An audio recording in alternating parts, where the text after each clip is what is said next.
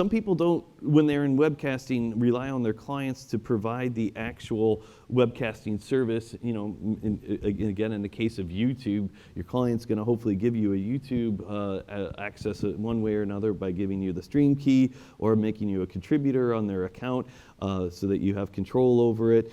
But all of these, I'll call these traditional services, in the fact that they expect commitments or there's going to be a high overhead to run your live streaming through it. Like even Vimeo isn't cheap if you go for bigger, anything over basic packages for live streaming.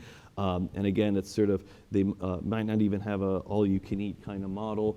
Wowza Cloud exists. There's several cloud systems out there where they'll gladly take your money, and these were traditional, you know, some of these have been around for a long time, but some have just come onto the market. Millicast is going to be expensive because it's WebRTC and low latency, so you're going to pay a lot more for a low latency feed that's going through Millicast than you would through an HTTP only kind of streaming service.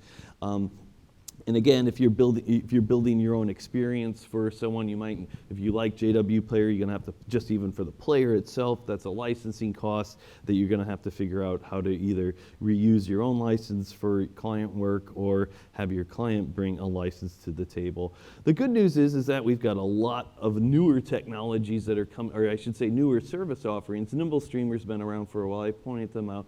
But Pusher is one that I have a stake in, like I mentioned, a webcasting company in Vancouver, and we're going to be moving from our Wowza infrastructure over to Pusher because it can do everything we were doing with Wowza. Wowza can do a lot, and I'm not slagging Wowza by any stretch, but in terms of cost, and I'll bring up Pusher's page, like it's incredibly cheap and very, you know, it's a full service offering in terms of what we need to do. It can do metadata injection, so if you need sports scores to show up, they do transcoding, DVR, and storage at much, much cheaper cost than Amazon. I mean, I used to be a big fan of putting things together on Amazon, and I put Amazon IVS here because if you, just even as a quick replacement, I mean, Amazon IVS is super simple, right? You sign in with your Amazon account.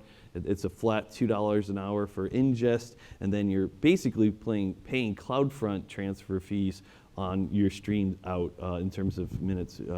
They might call it minutes viewed, but it's all, at the end of the day, just transfer.